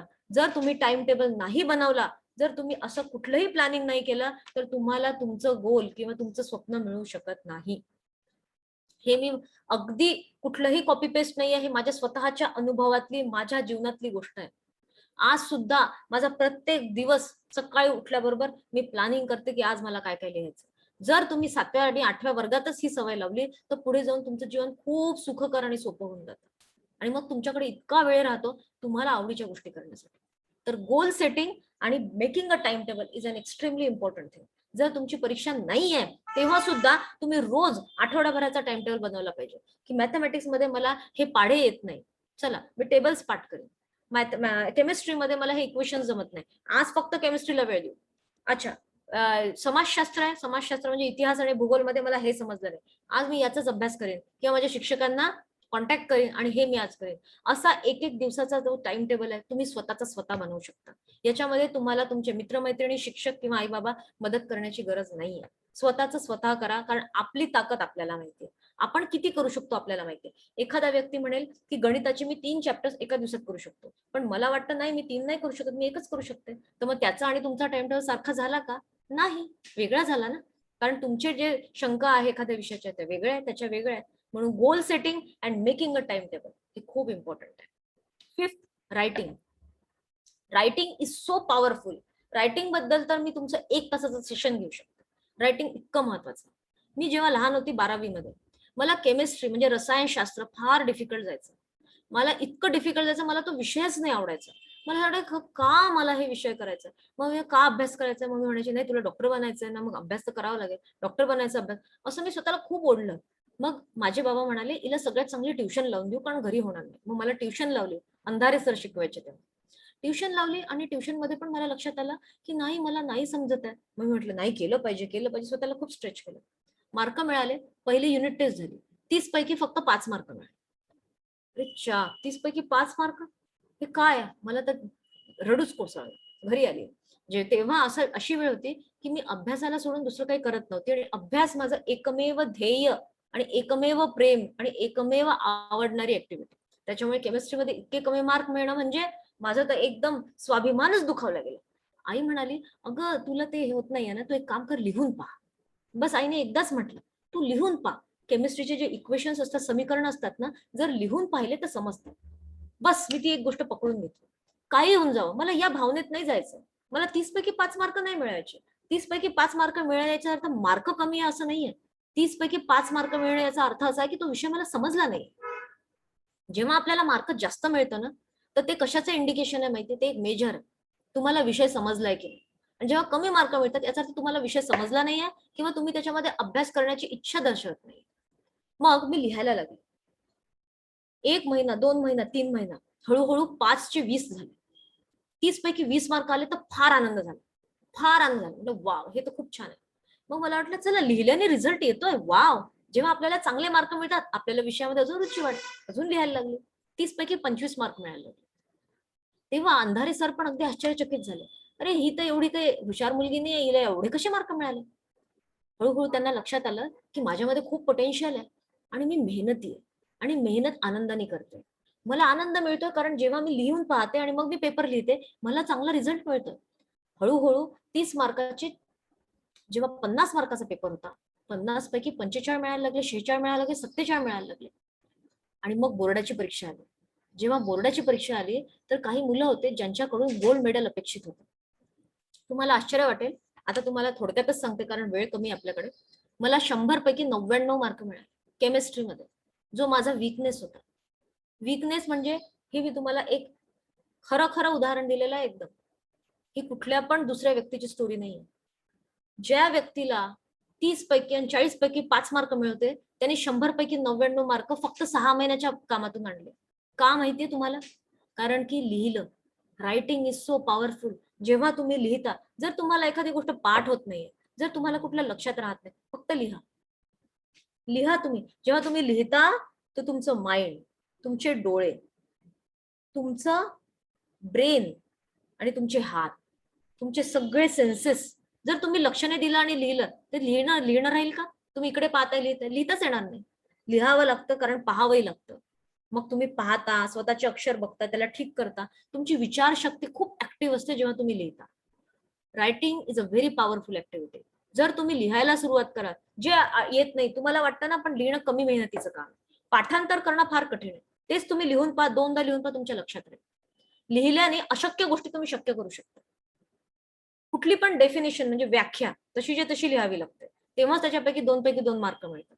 तुम्ही लिहून पहा, त्याचा अ आणि द सुद्धा तुमचा परफेक्ट तसाच राहील जसं पुस्तकात आहे. लिहिल्याने तुम्ही पॉवरफुल होता. खूप यशस्वी लोक सकाळी उठल्याबरोबर लिहितात, कारण जेव्हा तुम्ही लिहिता तर तुमच्या माइंड मध्ये ते इम्प्रिंट होऊन जातं.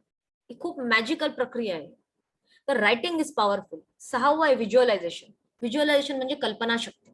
कल्पनाशक्ती म्हणजे चित्रित करणे, वर्णन चित्रित करणे. कसं? मला डॉक्टर बनायचं. आता काय व्हायचं, मला डॉक्टर बनायचं होतं ना, मी रोज रात्री झोपताना अशी कल्पना करायची, वा मी डॉक्टर बनेन, मग मी कसं जीवन जगेल, मग मी व्हाईट एप्रन घालीन आणि मी लोकांना चेक करेन, मग त्यांना औषध लिहून देईल आणि मग ते मला म्हणतील, मॅडम तुमच्यामुळे आमचं सगळं दुखणं दूर झालं. मला किती छान वाटेल जेव्हा ते असं म्हणतील की त्यांचं दुखणं दूर झालं. आणि मग माझं एक स्वतःचं क्लिनिक राहील, माझं एक ऑफिस राहील आणि मी क्लिनिक मध्ये खूप छान काम करेल, माझ्यासोबत असिस्टंट्स राहतील. मग मी कल्पना करायची मी कसं काम करते. लहानपणी जी कल्पना केली, आज माझ्या जीवनात ते सगळं काही सत्य झालं, सगळं काही खरं झालं. जी कल्पना केली, आणि हे मी रोज रात्री, तेव्हा माहित नव्हतं हे सगळं, तेव्हा तर बालपणीच्या कल्पना होत्या.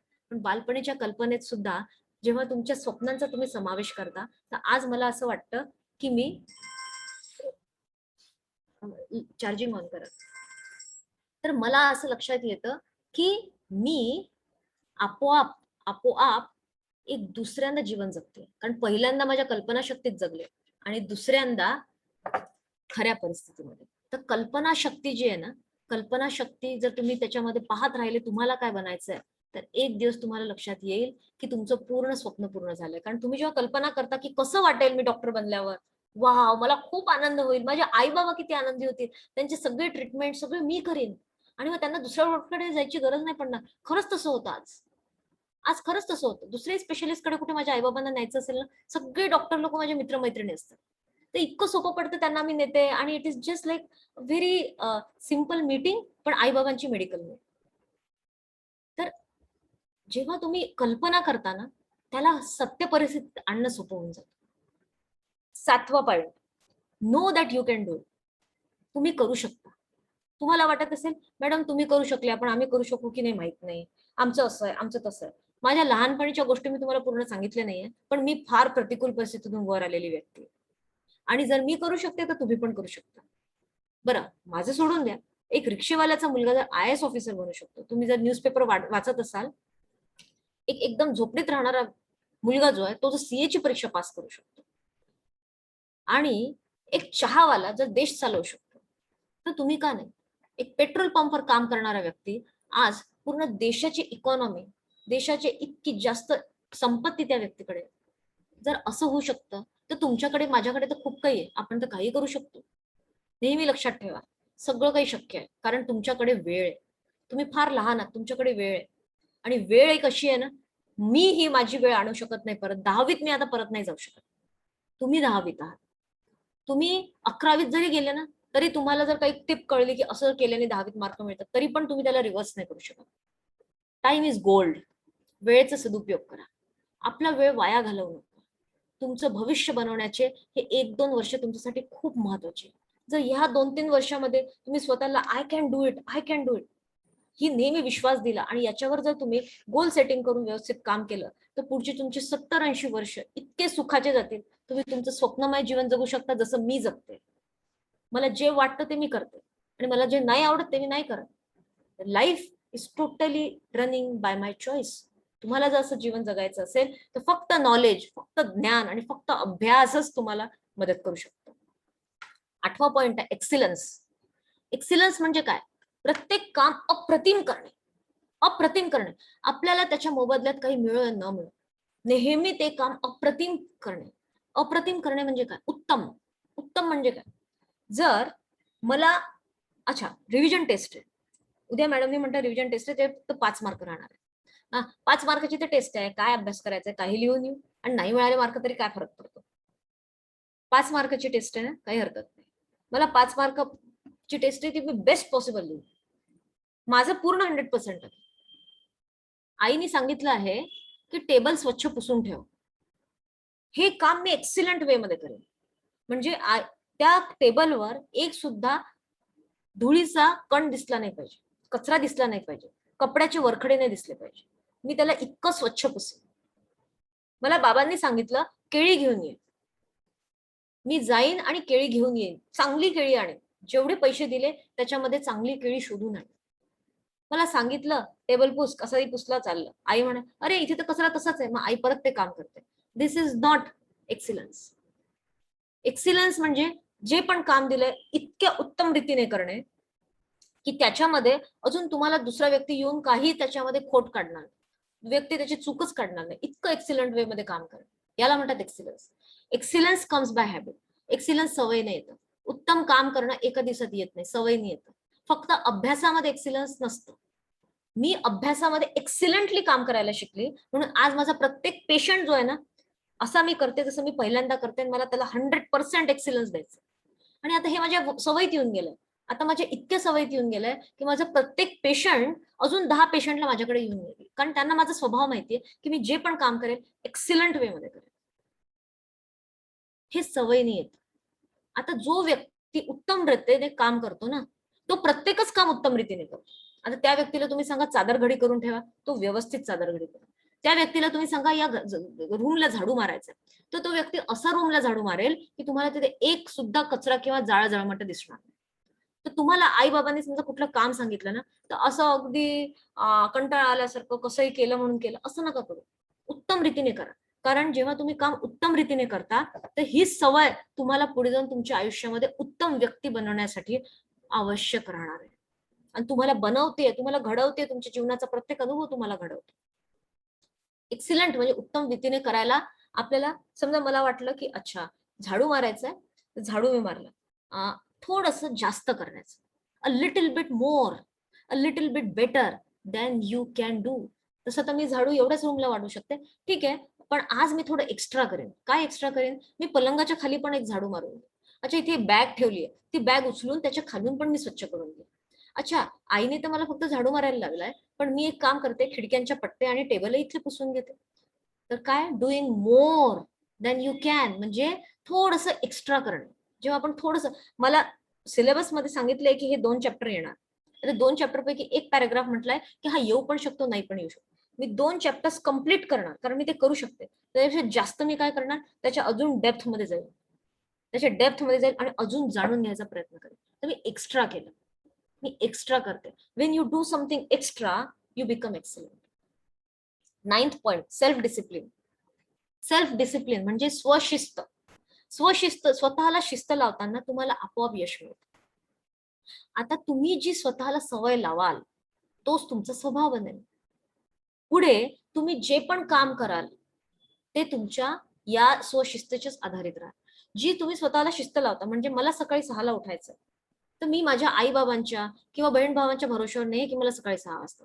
मी रात्री झोपताना माझ्या मनामध्ये स्वतःला सांगेन मला उद्या 6 वाजता उठायचंय, कारण की मला रनिंगला जायचंय आणि रनिंग करताना मला खूप मजा येते. बस मी माझा अलार्म लावून दिला, अलार्म क्लॉक मध्ये आता 6 वाजताचा अलार्म लावला. जर मी रात्री स्वतःला सांगून दिलंय तर मी स्वतः जरूर उठीन, कारण मी स्वतःला शिस्त लावण्याचा प्रयत्न केला. मला आज संध्याकाळी 6 ते 7 मध्ये अभ्यास करायचाच आहे, संध्याकाळी 4 ते 6 मध्ये मला खेळायला जायचंच आहे. तर ह्या तुम्ही जेव्हा स्वतःला शिस्त लावता, तुम्ही एक टाइम टेबल आपोआप आखता आणि त्याला तुम्ही पकडून चालता. जेही आता मिळवाल तेच परत मिळवाल भविष्यात. आज जर स्वतःला शिस्त लावली आणि चांगल्या सवयी लावल्या, तर पुढे जाऊन भविष्यामध्ये ह्याच चांगल्या सवयीच्या गोष्टी तुमच्या जीवनामध्ये येतील. आणि हे जे सेल्फ डिसिप्लिन आणि विल पॉवर आहे ना, इच्छाशक्ती आणि स्वशिस्त एकमेकांच्या बहिणी आहेत. प्रगाढ इच्छाशक्ती जर असेल तर एक मोठा पहाड सुद्धा तुम्ही हलवू शकता. आणि म्हणून 10वा पॉइंट आहे विल पॉवर. विल पॉवर म्हणजे इच्छाशक्ती. इच्छाशक्ती तुमची जितकी प्रबळ असेल तितकी जास्त तुम्ही कामं जी आहे जीवनामध्ये जास्त करू शकता. म्हणजे आता समजा मी तुम्हाला म्हटलं की तुम्हाला गणिताचा अभ्यास करायचा आहे आणि हे आहे करायचं, पण तुम्हाला इच्छाच नाहीये गणित करायची. तुम्हाला जर इच्छा नाहीये गणित करायची तर तुम्ही गणित का कराल?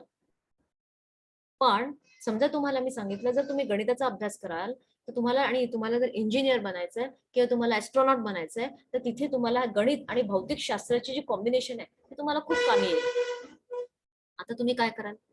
आता तुम्हाला वाटेल की हा आपण केलं पाहिजे, पण कधी कधी आपण ढिले पडतो, आपल्याला इच्छा होत नाही. तर आता इच्छाशक्ती वाढवण्याचा मी एक खूप सुंदर तुम्हाला प्रॅक्टिकल म्हणजे एक उदाहरण रोजच्या जीवनातलं देणार. तुम्हाला वाटेल इच्छाशक्ती ठीक आहे मॅडम, प्रगाढ इच्छाशक्ती असेल तर आम्ही खूप काही करू शकतो, पण इच्छाशक्ती वाढवायची कशी? एकच टिप, जे पण काम सुरू करता ते संपवा. Finish what you start. आणि सुरुवात कुठून करायची? मी रात्री झोपले, सकाळी उठले, झोपणं पण माझं काम होतं, आता याला मला संपवायचं. झोपण्याचं काम मी कसं संपवेल? मी सकाळी उठल्यावर माझी चादर घडी करून ठेवेल, माझी उशी व्यवस्थित करेल, माझी चादर व्यवस्थित करून ठेवेल, अंथरूण पांघरून आवरून ठेवेल. That means I make my bed. तुम्हाला वाटेल हा अंथरूण पांघरून आवरणं याच्यात कशी इच्छाशक्ती वाटते? जेव्हा आपण सकाळी उठतो आणि आपलं अंथरूण पांघरून आवरून ठेवतो, आपण एक काम जे सुरू केलं असतं आदल्या दिवशी रात्री ते संपवतो. आता सकाळी जेव्हा तुम्ही हे संपवता आणि फोल्ड करता याचा अर्थ तुम्ही आता झोपणार नाहीये, तुम्ही दुसरं काम सुरू करणार. जेही काम तुम्ही सुरू करता ते जेव्हा संपवता तर सकाळी तुमच्या माइंडला मेसेज मिळतो, तुमच्या माइंडला एक निरोप मिळतो, संदेश मिळतो की प्रत्येक काम संपवावं लागतं. चादर घडी करणं ही एक रिच्युअल आहे किंवा हे कार्य आहे काम संपवण्याचं. पण तुम्हाला त्यातून एक मोठा निर्देश मिळाला. समजा तुम्हाला सांगितलं की आज एक असाइनमेंट आहे, प्रॅक्टिकलचं असाइनमेंट आहे, तुम्हाला सबमिट करायचं या तारखेपर्यंत. हे अशा पद्धतीने कशाला शाळेचे कोर्सेस डिझाईन झाले ताकी तुमची इच्छाशक्ती प्रबळ व्हावी. पण हे आपल्याला समजतच नाही. आपल्याला वाटतं नाही सबमिट केलं तर काय फरक पडतो? जे पण काम तुम्हाला आई बाबांनी दिलं ते संपवा. जे पण काम तुमच्या आजी आजोबांनी दिलं ते संपवा. जे पण काम तुमच्या शिक्षकांनी दिलं ते संपवा. कारण जेव्हा तुम्ही जे काम सुरू करता आणि मग ते संपवता तर तुमची इच्छाशक्ती प्रगाढ होते. आणि इच्छाशक्ती एका दिवसात येत नाही, इच्छाशक्ती सवयीने येते. हळूहळू जेव्हा तुमची इच्छाशक्ती प्रगाढ होते तेव्हा प्रत्येकच काम जे तुमच्यासाठी चांगलं आहे ते करण्याची इच्छा आपोआप जागृत होते. जर तुम्ही तुमचं बेड मेकिंग करणं सुरू कराल तर तुम्हाला लक्षात येईल आपोआप तुमच्या अभ्यासामध्ये पण तुम्ही जर एक विषय सुरू केला तर तो विषय तुम्ही संपवता. आणि जेव्हा तुम्ही एक काम सुरू करता आणि संपवता you develop your will power. तुम्ही तुमची इच्छाशक्ती अजून अजून बळकट करता. आणि इच्छाशक्ती जर बळकट असेल तर या जगामध्ये कुठलं पण काम अशक्यपासून शक्य होऊ शकतं. आणि जेव्हा तुमची इच्छाशक्ती बळकट होते तेव्हा प्रत्येक काम हातात घेणारा तुम्ही अवेअर असता, तुम्ही जागरूक असता की हे काम तर संपायचं आहे. आणि जेव्हा तुम्हाला ते काम संपवायचं असतं तुम्ही त्याला मन लावून करता, म्हणजे तुमची एनर्जी तिथे फ्लो होते. आता एनर्जी फ्लो, ऊर्जा तिथे जाते जे तुम्ही आकर्षित करता किंवा जे तुम्ही आकर्षित करता तिथे तुमची ऊर्जा जाते. आता जिथे तुम्ही एनर्जी टाकाल, जर तुम्ही अभ्यास सुरू केला, मॅथमॅटिक्स किंवा बायोलॉजी किंवा सायन्स तुम्ही सुरू केलं आणि ते जर तुम्ही संपवलं, तुमच्या माइंडमध्ये तुमच्या बॉडीमध्ये पूर्ण एनर्जी त्यात जाते. आता हे मॅनिफेस्ट होईल. मॅनिफेस्ट म्हणजे हे रियालिटीमध्ये येईल.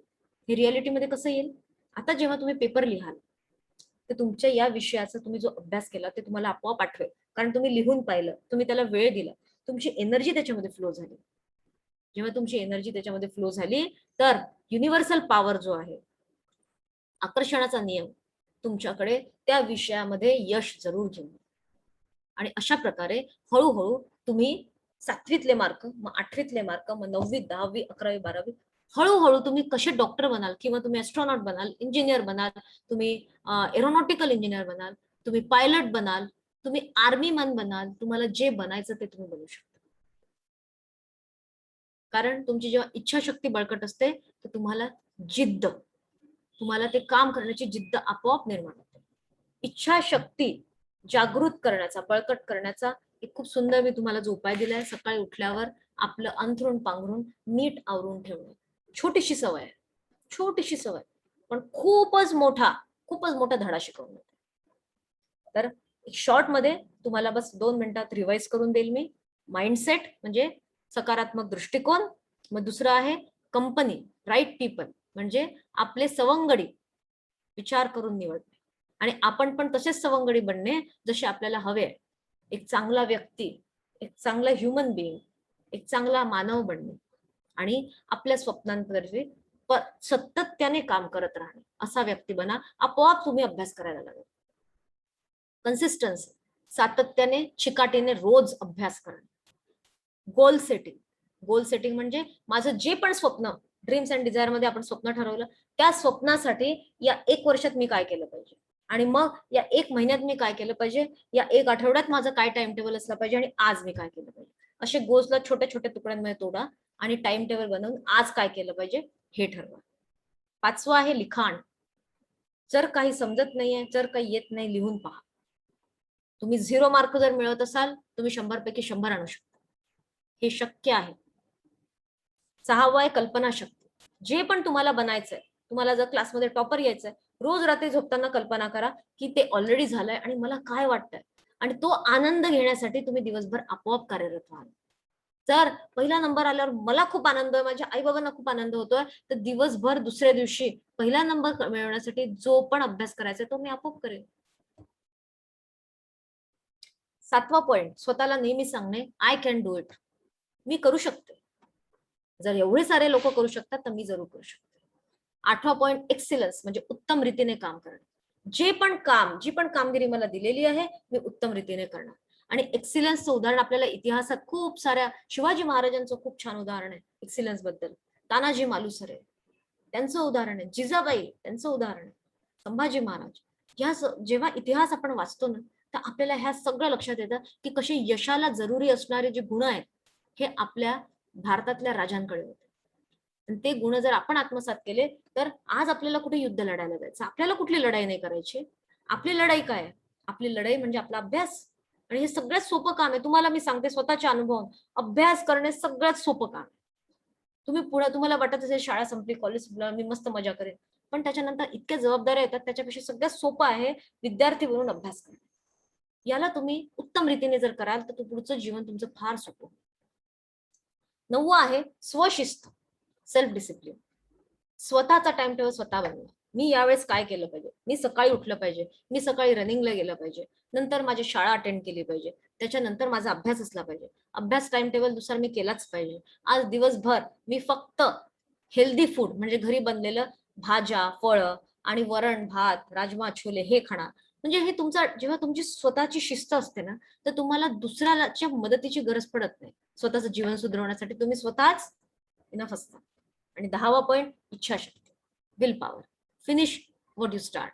जे पण तुम्ही काम सुरू करता ते तुम्हाला संपवायचं. जर तुम्ही ह्या 10 पॉइंट्सला स्वतःच्या जीवनामध्ये आत्मसात केलं तर तुम्हाला जे बनायचं ते तुम्ही बनवू शकता. तुम्ही कुठलं पण करिअर घेऊ शकता, तुम्ही कुठले पण मार्क्स जे पाहिजे ते मिळवू शकता. अभ्यास का असतो, शाळा का असते? याच्यासाठी असते कारण की जर आपण अभ्यास नाही केला, शाळा जर अटेंड नाही केली तर आपल्याला समजणारच नाही की आपल्यात कुठले कुठले गुण आहेत. जेव्हा आपण परीक्षा देतो, परीक्षेचा रिझल्ट येतो, मार्क मिळतात, तर आपल्या आतले असे कुठले गुण जागृत होतात जे सुप्तावस्थेत असतात, जे झोपलेले असतात, आपल्याला माहितीच नसतं. जर मला इंग्लिशमध्ये 100 पैकी 95 मार्क मिळाले, मला आनंद होईल. पण समजा मी परीक्षाच दिली नाही तर मला कळेल का की मी इंग्लिशमध्ये इतकी छान आहे? आणि त्याच्यासाठी इंग्लिशसाठी चांगला अभ्यास करणे, त्याच्यातून मी काय शिकले, मी खूप सारे धडे घेतले. मला कन्सिस्टन्सी म्हणजे सातत्याने चिकाटीने काम केल्याने यश मिळतं हे माझ्या माइंडला कळलं.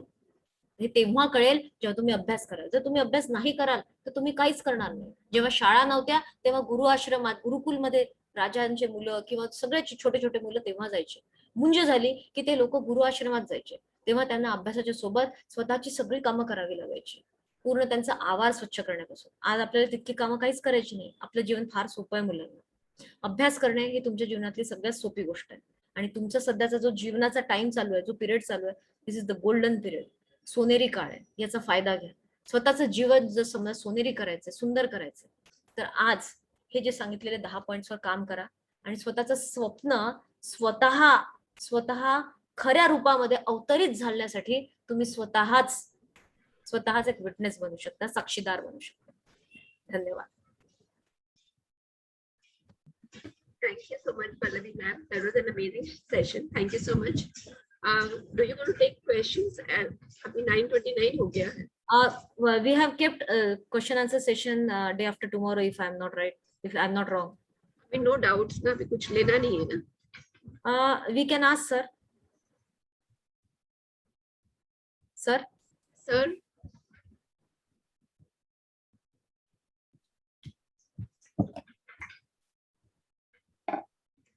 सरांना अनम्यूट करावं लागेल. या, thank you ma'am, thank you very much. विद्यार्थी मित्रांनो, आज आपल्या शुक्राना ग्रुपच्या डॉक्टर पल्लवी मॅम आणि सुमन मॅम या दोघांनी आपल्याला खूप चांगल्या पद्धतीने सांगितलेलं आहे. आणि महत्वाचं म्हणजे आपल्याला अभ्यास का करायचा आणि कसा करायचा हा आपल्या खरोखरीच निकडीचा आणि आवश्यक असलेला विषय होता. त्यांनी स्वतःच्या आयुष्यातली उदाहरणं देऊन खूप साध्या सोप्या भाषेमध्ये आपल्याला सांगितलेलं आहे की अभ्यासाची आवश्यकता का असते आणि अभ्यास करायचा कसा. आणि हे करण्यासाठी एक खूप उत्तम उदाहरण जे पल्लवी मॅमने दिलेलं आहे की पक्ष्याचं अंड, ते खूप सगळ्यांनी समर्पक उदाहरण म्हणून घ्यायचं आहे की एखाद्या पक्ष्याचं अंड जे आपण बाहेरून फोडतो तर आपल्याला त्याच्यातून काहीच दिसत नाहीये, परंतु जेव्हा ते अंड आतून परिपक्व होतंय आणि त्याच्यात पिल्लू तयार होतंय तेव्हा तो टोची मारून त्या अंड्याचं कवच फोडून टाकतो, तेव्हा आपल्याला चांगला पक्षी तयार झालेला दिसतो. म्हणून सगळ्या गोष्टी आपल्या आतून आलेल्या असतील तर आपल्याला यश दिसणार आहे. हे खूप समर्पक उदाहरण पल्लवी मॅमने दिलेलं आहे आणि त्यासाठी स्वतःच्या उदाहरणाने त्यांनी स्पष्ट सांगितलं, त्यामुळे यात वादच नाही. टाइम टेबल बनवून आपण अभ्यास केला पाहिजे, हा खूप महत्वाचा पॉइंट मॅमने सांगितलेला आहे की टाइम टेबल शिवाय आपण काहीच करू शकत नाही. जीवनात यशस्वी होण्यासाठी महत्वाचे जे पॉइंट्स आहेत ते 10 पॉइंट्स आपल्याला सांगितलेले आहेत. ज्या विद्यार्थ्यांनी व्यवस्थित लक्षपूर्वक ऐकलेलं नसेल त्यांनी पहा, सकारात्मक दृष्टिकोन आपल्यामध्ये असला पाहिजे.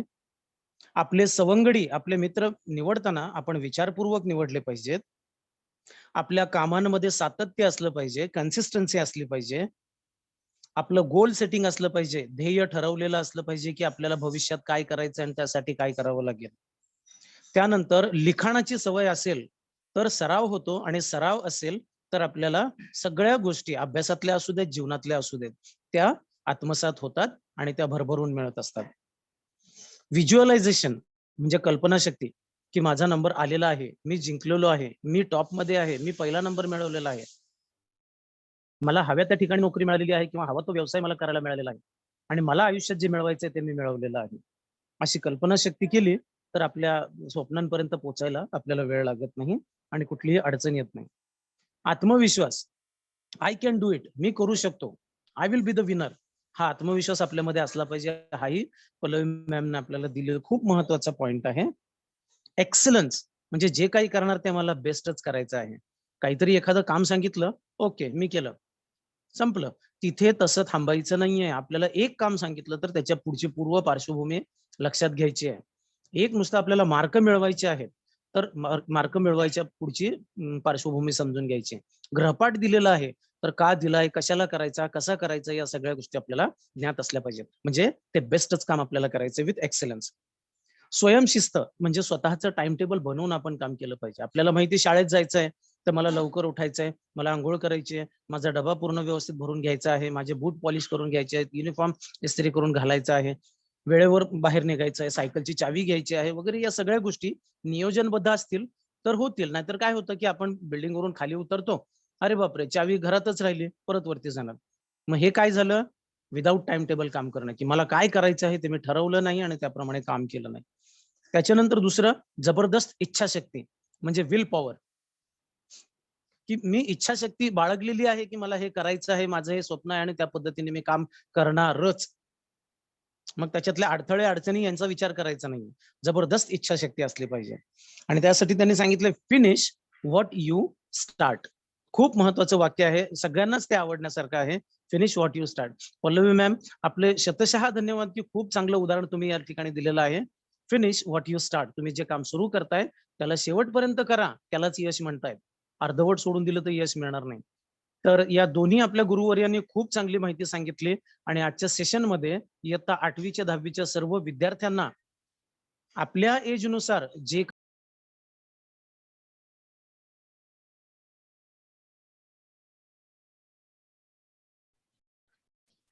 फोन येतोय कदाचित याच संदर्भात असतील. Just let me pickup.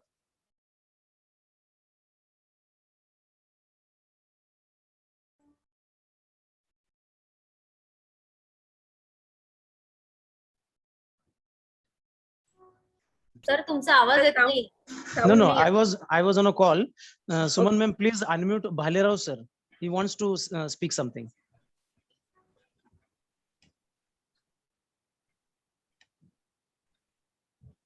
Dattatray Bhalerao.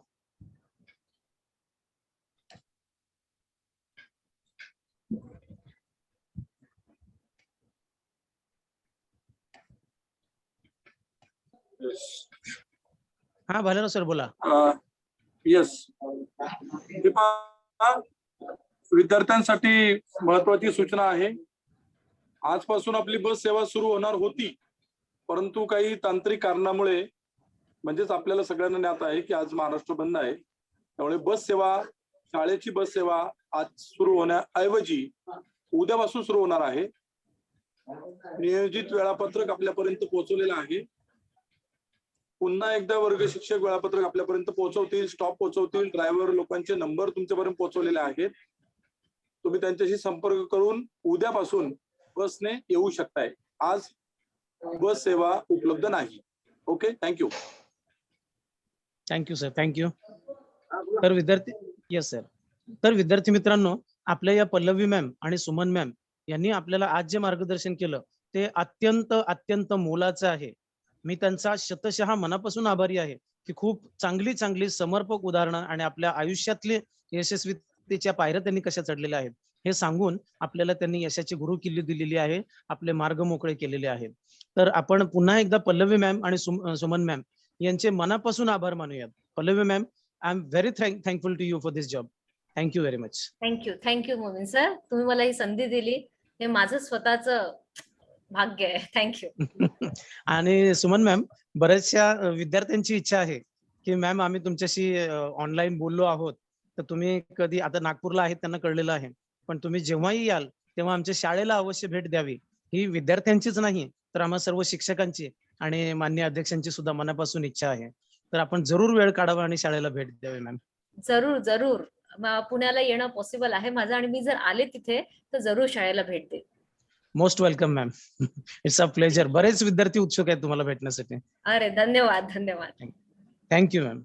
And with these words, we are going to end this session. Thank you very much to all. Thanks to all. With the hope that we are meeting a day after tomorrow. आपण परवा भेटणार आहोत या आशेवरती आजचा session आपण संपवूयात. Thank you. Thank you so much. Suman ma'am, you are going to end the meeting. Sir, I made you the host again. Oh, thank you very much, ma'am. Thank you, Pallavi ma'am. Thank you all the students. Thank you. Thank you, sir.